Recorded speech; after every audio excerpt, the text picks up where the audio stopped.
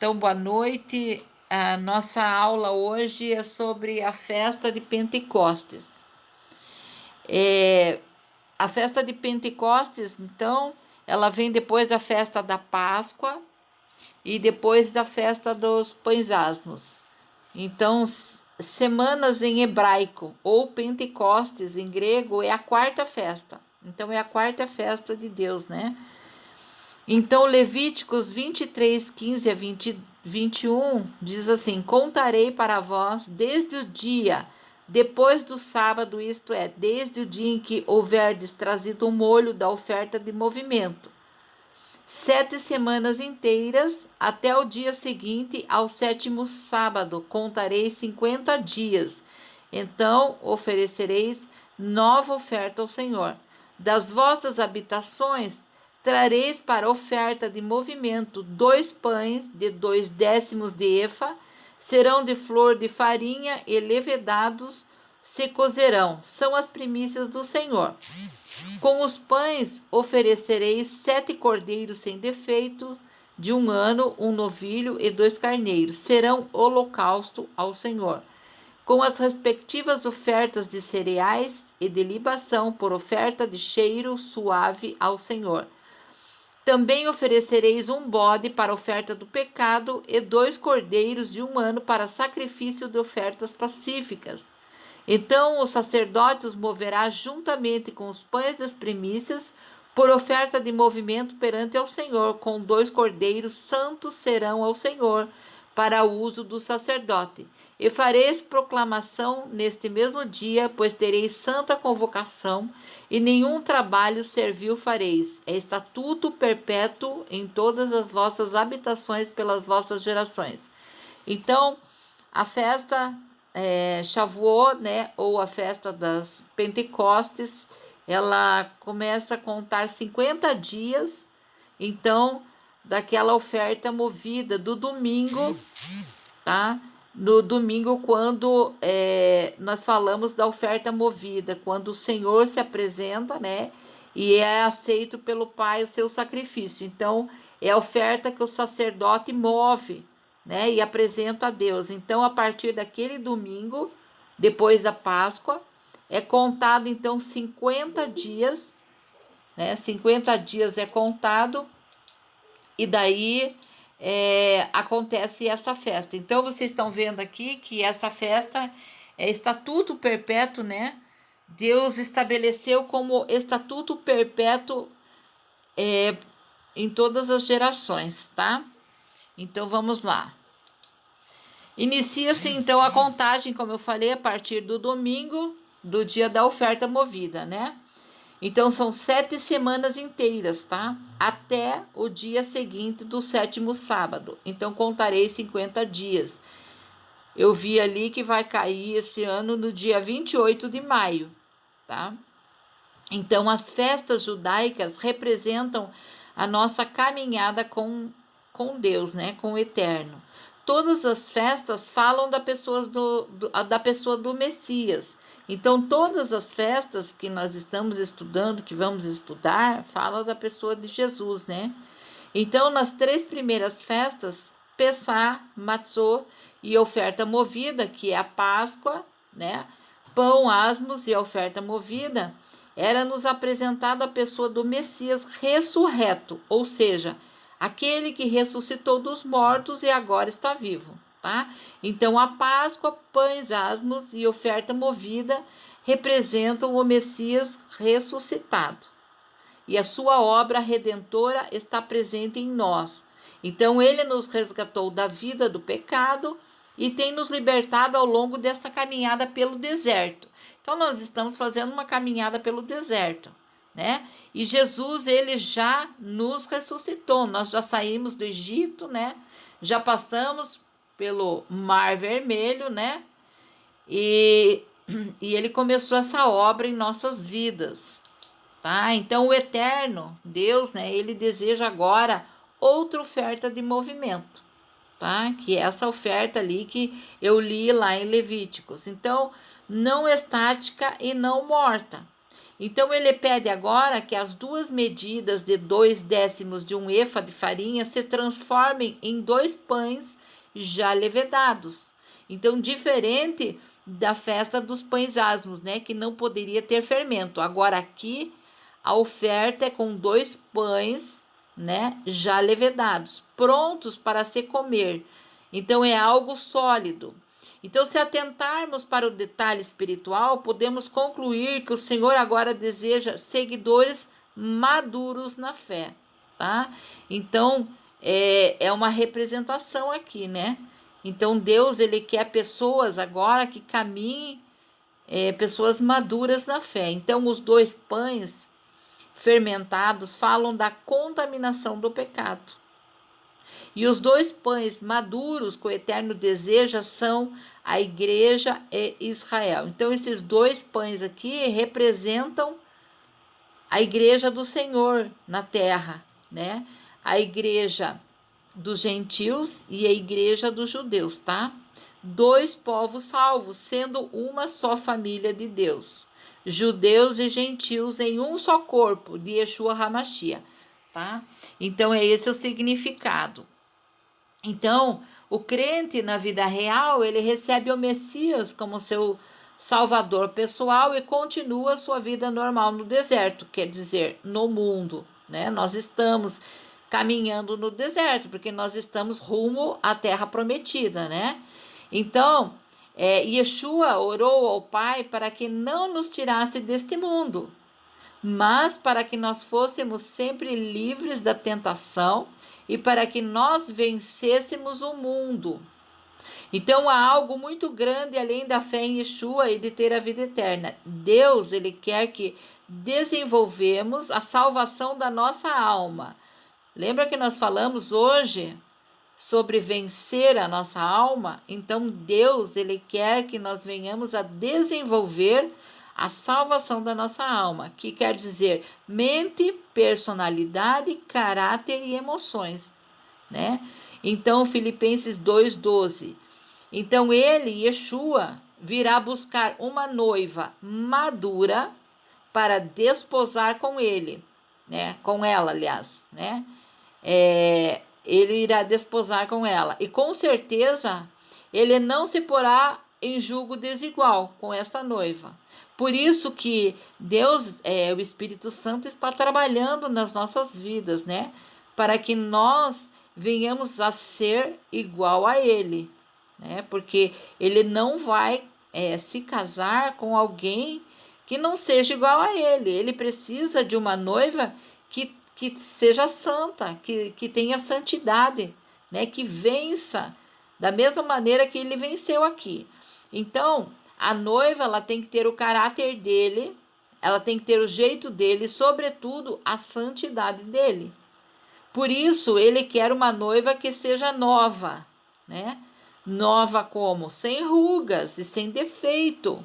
Uma nova criatura, né? Em outras palavras, crentes e filhos maduros, que sendo santos e totalmente separados para ele, vivam ainda este mundo maligno para testemunhar e glorificar o nome do nosso amado Messias, do nosso amado Senhor Jesus. Então, nós temos que ter esse entendimento, né? Por que nós estamos aqui? Realmente, nós estamos aqui para nós sermos transformados, né? E quem é que vai fazer isso? É o Espírito Santo.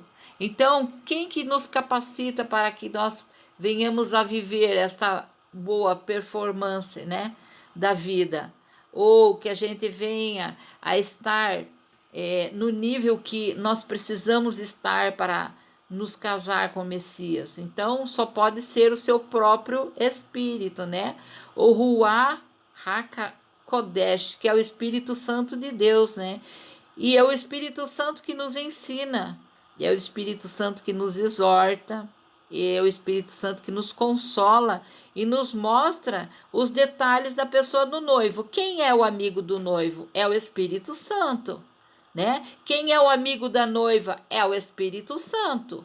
Então, o Espírito Santo é amigo do noivo e amigo da noiva. Então, é o Espírito Santo que nos revela os detalhes, que nos faz conhecer a Jesus. Então, agora nós entendemos o porquê os dons do Espírito Santo, porque ele nos outorga capacidade e poder para sermos vitoriosos nessa vida. Então, através dos dons que ele derrama sobre nós, que ele nos dá, né? Ele nos capacita para vencer o mundo e vencer a nós mesmos, a nossa alma, né? E vencer o pecado, derrotar o mal e testemunhar da glória e profetizar o amanhã, né? Profetizar sobre Cristo. Então já escrito e determinado no coração de Deus. Então, por isso que nós recebemos os dons, não é apenas para a edificação da igreja, mas é para nós termos essa capacidade também, né, de vencermos o pecado, o mundo e vencermos a nossa própria alma, né? Então, e sermos transformados. Então, no capítulo 23, verso 18 de Levítico, vemos que Deus agora, ele deseja 7 cordeiros como oferta. 7. Então, sabemos que o número 7 fala da plenitude de Deus, daquilo que é perfeito e completo. Então, Deus está nesta festa de Pentecostes, revelando-nos o Messias perfeito, completo, inteiro para nós, para que ao mesmo tempo nós sejamos semelhantes a Ele. Então, as outras festas mostram a paixão, né? Mostram a crucificação e a ressurreição de Cristo. Agora, Deus, através da festa de Pentecostes, ele está mostrando que o Messias, ele é perfeito e ele é completo, né? Que Deus aceitou o seu sacrifício e ele está inteiro para nós, né? Então, a presença de um novilho fala de uma festa de alegria. E os 2 carneiros falam da perfeição e da beleza e do caráter de Yeshua, revelados pelo Espírito Santo. Então, olha a revelação daquilo que Deus instituiu lá no tempo de Moisés, né? Então, Deus já estava revelando ao Messias que ele viria, tudo o que aconteceria, né? Então, as ofertas queimadas com cheiro suave indicam a aceitação do Senhor, purificando e qualificando a igreja, pois em Pentecostes recebemos os dons do Espírito Santo, justamente para nos ajudar e nos capacitar a sermos filhos maduros. Então, é o Espírito Santo que nos ajuda a sermos filhos maduros.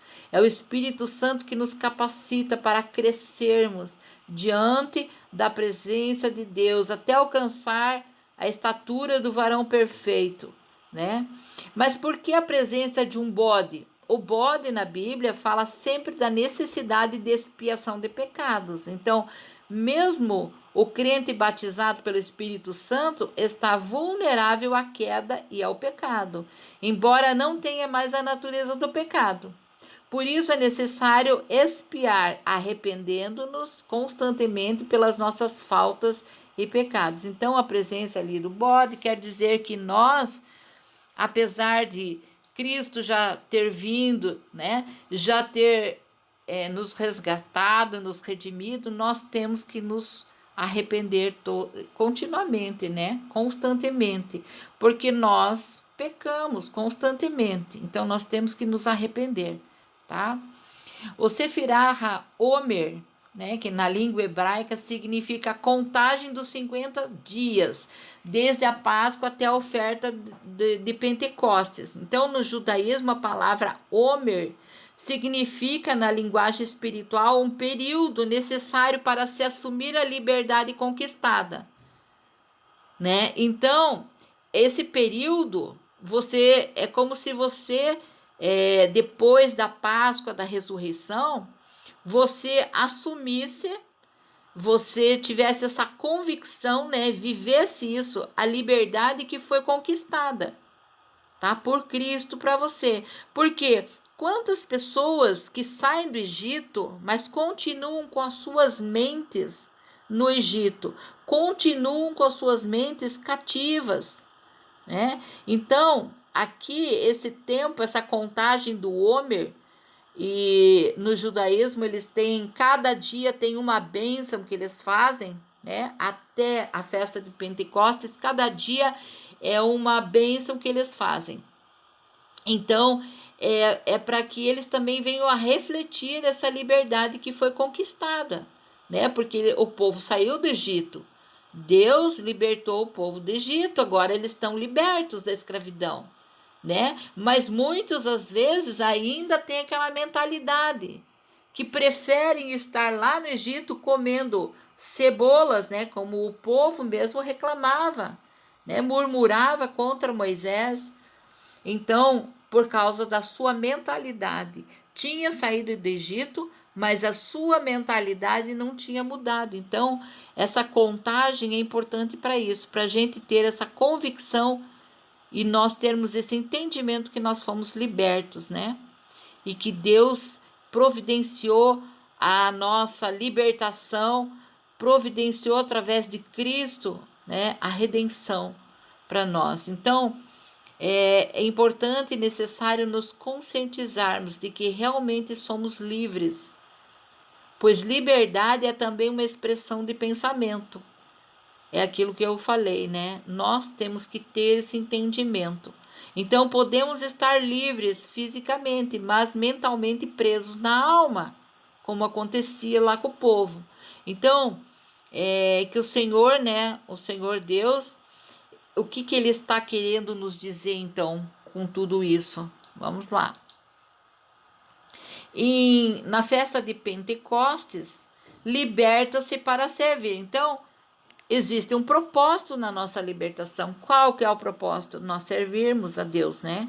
Então, na festa da Páscoa, nós tomamos posse de que nós somos libertos da escravidão do pecado. Então, quando você festeja a Páscoa, você toma, né? Você tem essa consciência que você foi liberto da escravidão do pecado. Assim também após a contagem de Sefirat HaOmer, devemos tomar consciência de que agora o Senhor deseja nossa libertação para servi-lo. Então, a festa de Pentecostes, o derramamento, né, do Espírito Santo, dos dons, é também para servir a Deus. Não é só para nos capacitar a vencer o mundo, vencer o nosso adversário e vencer a nós mesmos, a nossa alma, mas principalmente para nós agora servirmos a Deus através dos dons que Ele mesmo vai derramar sobre nós. Então, se Deus estivesse interessado somente na nossa vida eterna, bastaria que nos convertêssemos hoje e morrêssemos amanhã. Do contrário, por que estaríamos celebrando a cada ano o nosso aniversário de conversão? Então, Deus, ele quer filhos maduros, né? Nós estamos aqui nesse mundo com um propósito, nós estamos aqui nesse mundo para nós sermos transformados. E por isso ele nos presenteia com os dons do Espírito Santo, os quais nos capacitam, quer individualmente, quer como uma igreja madura. Então, os dons, eles têm o propósito individual, né? E eles têm o propósito de edificar a igreja. Pastor João levantou a mão. Quer fazer uma pergunta? Não? Então tá bom. Então. Ele não está ouvindo nada. Ah, ele não está ouvindo. Acho que é o aparelho dele. Acho que é o aparelho, mas eu escreve aí para ele, faz favor, que eu tô gravando. Escreve aí para ele. Já escrevemos. Ah, então tá. Então, só podemos então celebrar a festa de Pentecostes, né? Se nós tivermos tomado consciência das festas passadas. Porque como é que eu vou celebrar a festa de Pentecostes se eu não tenho entendimento do que significa a Páscoa, a festa dos pães asmos, a oferta movida? Então eu tenho que ter esse entendimento, porque a festa de Pentecostes é uma continuação. É uma continuação daquelas festas. E a Bíblia aqui diz que aí daquele que tomar as festas como um show, né? ou como um mero modismo, ou como espetáculo, sem entendimento, porque a gente vê muitas pessoas fazendo isso, né? Ou até mesmo lucros financeiros. Então, o Senhor, ele é zeloso para com tudo isso, e ele mesmo tem revelado a nós. Então, Deus, ele tem interesse, né, que nós venhamos aprender essas festas e que nós venhamos a ter entendimento do que significa, porque muitos hoje no mundo celebram Pentecostes.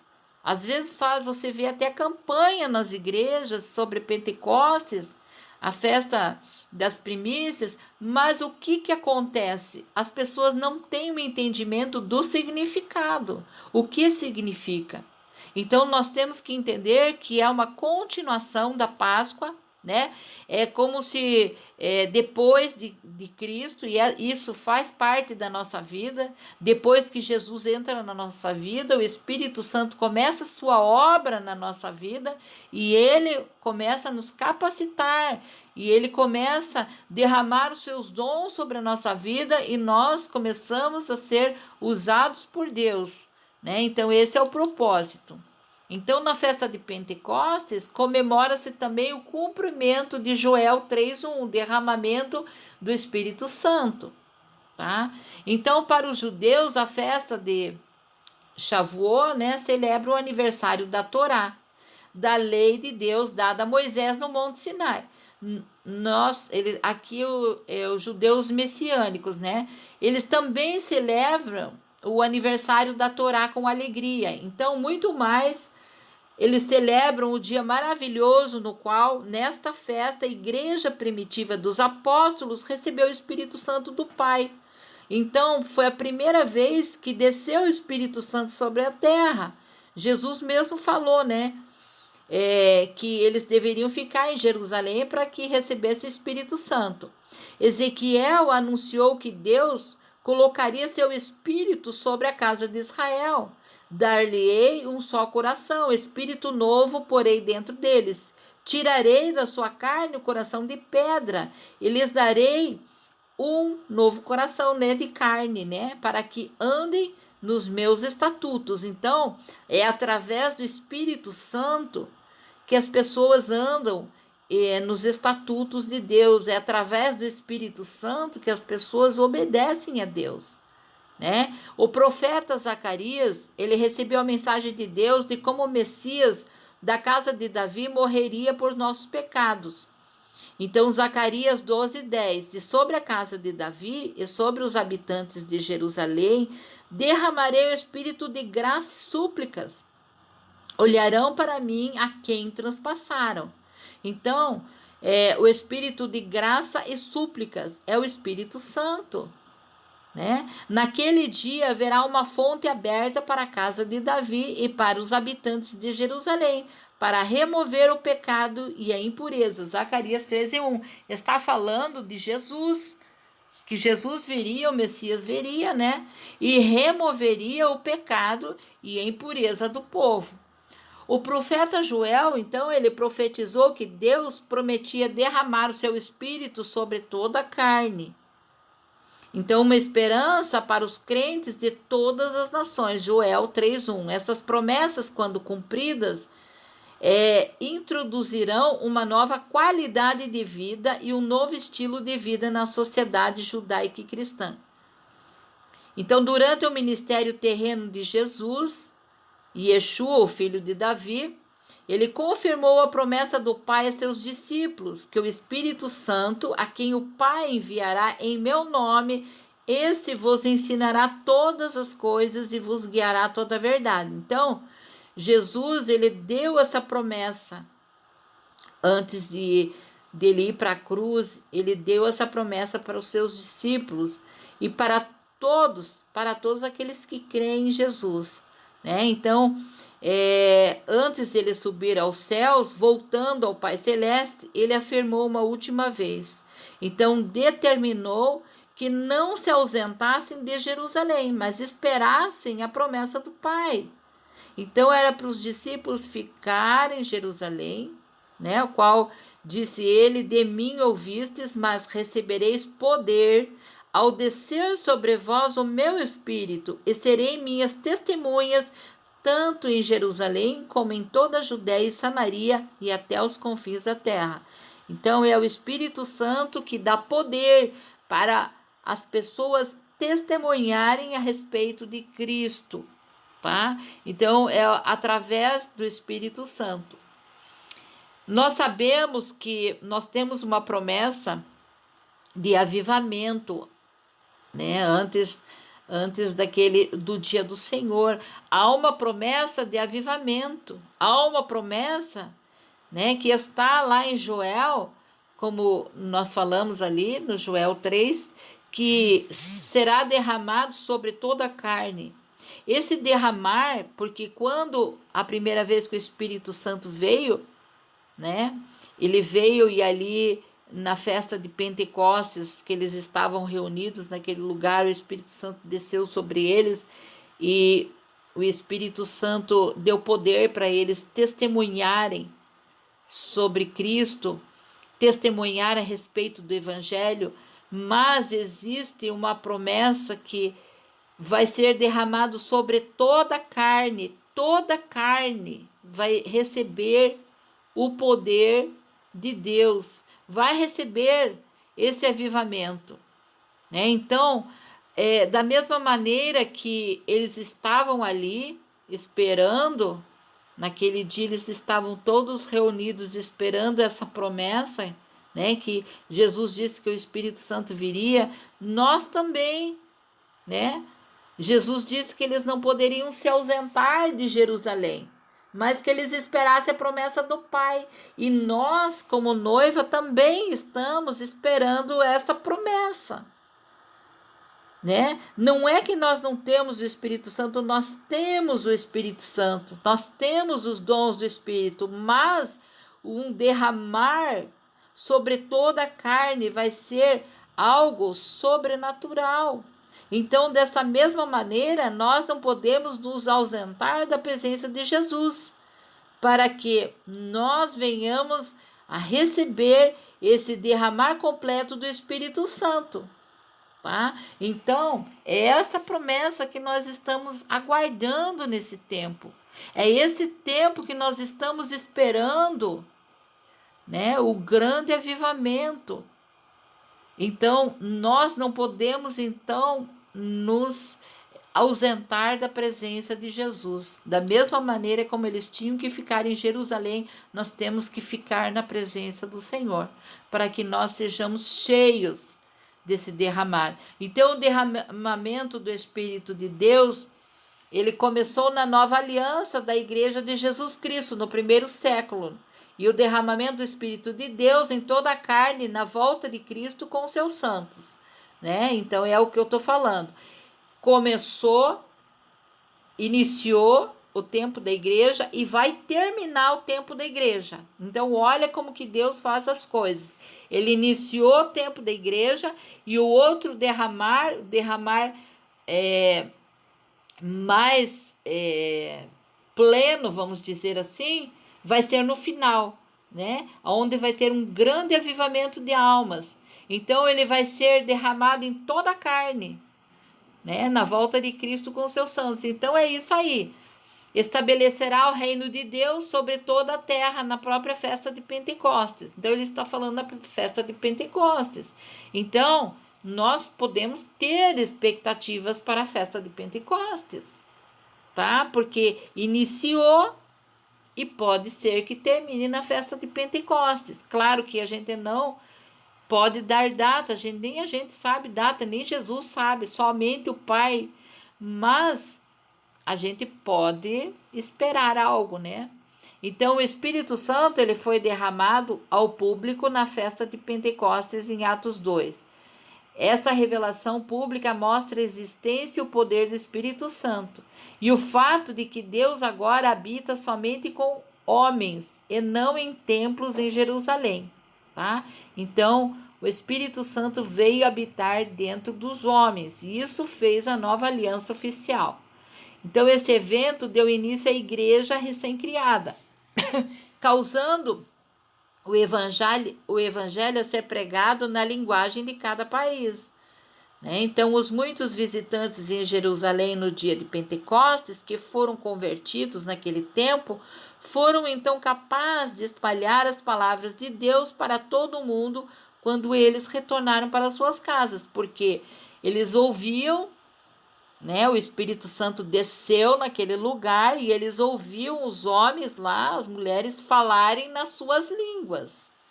Então eles puderam também levar, e esse evangelho foi espalhado por todas as nações. Então Deus, ele faz todas as coisas com propósito, tá?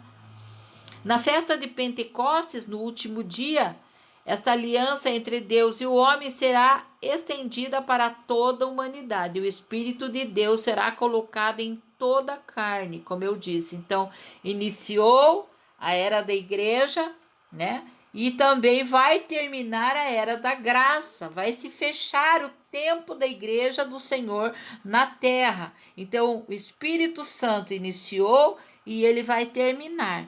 Então, na festa de Pentecostes, 2 pães de forma eram para ser movimentado perante Deus, feitos sem fermento, pecado, né? E o pecado sendo coberta pela oferta de pecado, Levíticos 23, 17 e 20, mostrando então um aumento nos primeiros frutos, uma expansão das chamadas noivas de Cristo, a incluir toda a humanidade vivendo naquele tempo, tá? Então, tudo tem um propósito, né? Deus, ele faz todas as coisas com um propósito. Então, mostra aqui o aumento nos primeiros frutos e a expansão da noiva de Cristo na terra, né?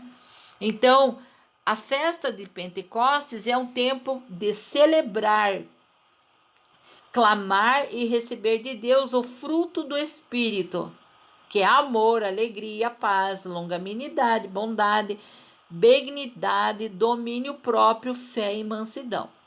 E a festa do Espírito Santo, Pentecostes é a festa do Espírito Santo, porque sem ele, nossa obra seria morta e seríamos simplesmente membros de mais uma religião qualquer no mundo.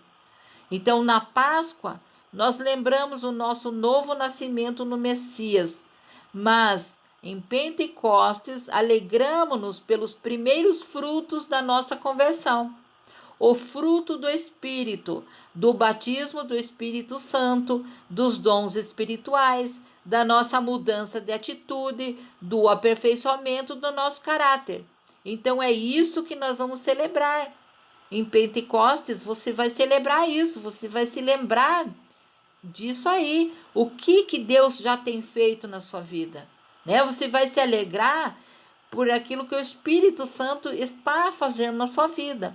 Então, celebrar Pentecostes é reivindicar que a nossa vida seja cheia do Espírito Santo, o qual nos revela cada vez mais a pessoa do Messias sendo formada em nós. Então, é o Espírito Santo que nos revela Jesus sendo formado em nós. Então, na festa da Páscoa, nós nos libertamos de algo que nos prendia. Em Pentecostes, nós nos libertamos para servir a Deus, tá? Então, Páscoa, nos libertamos de algo que nos prendia. E Pentecostes, nos libertamos, então, para servir a Deus. Então, a nós, como a noiva do Messias, sendo embelezada e ataviada pelo próprio Espírito Santo de Deus, só nos resta o caminhar seguro, na esperança daquele dia em que todos nós o veremos face a face, celebrando as bodas do Cordeiro. Amém? Então, essa é a nossa aula sobre Pentecostes. Espero que você tenha entendido e tenha gostado. Deus abençoe.